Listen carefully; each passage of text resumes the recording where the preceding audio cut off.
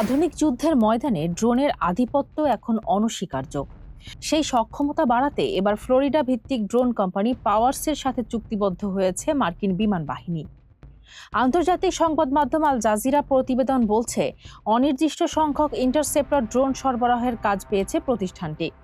তবে আলোচনার কেন্দ্রবিন্দুতে ড্রোনের প্রযুক্তি নয়, বরং এর মালিকানা।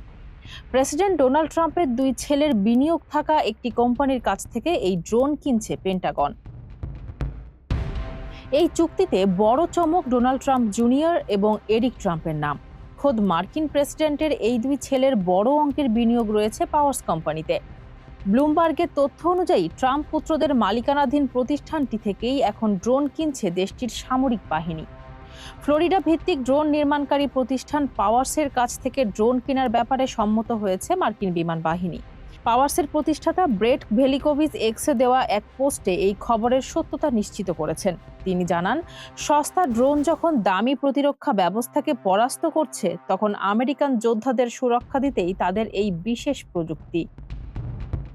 তিনি আরও উল্লেখ করেন যে ডোনাল্ড ট্রাম্পের দুই ছেলে এই কোম্পানিতে বিনিয়োগকারী হিসেবে রয়েছেন এবং আধুনিক যুদ্ধের পাল্টে যাওয়া অর্থনীতির সাথে তাল মেলাতেই পেন্টাগন এই সিদ্ধান্ত নিয়েছে। প্রেসিডেন্ট ট্রাম্পের দুই ছেলের মালিকানাধীন কোম্পানির সাথে সামরিক বাহিনীর এই বাণিজ্যিক চুক্তিটি নিয়ে এরই মধ্যে রাজনৈতিক ও নৈতিক মহলে আলোচনা সৃষ্টি হয়েছে। যদিও কোম্পানিটির পক্ষ থেকে দাবি করা হচ্ছে, এই চুক্তির মূল লক্ষ্য আমেরিকান ড্রোন প্রযুক্তির বিকাশ এবং জীবন রক্ষা করা।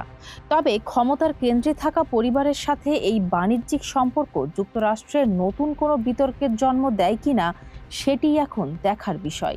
ফারজানা হাসিন, মানবকণ্ঠ।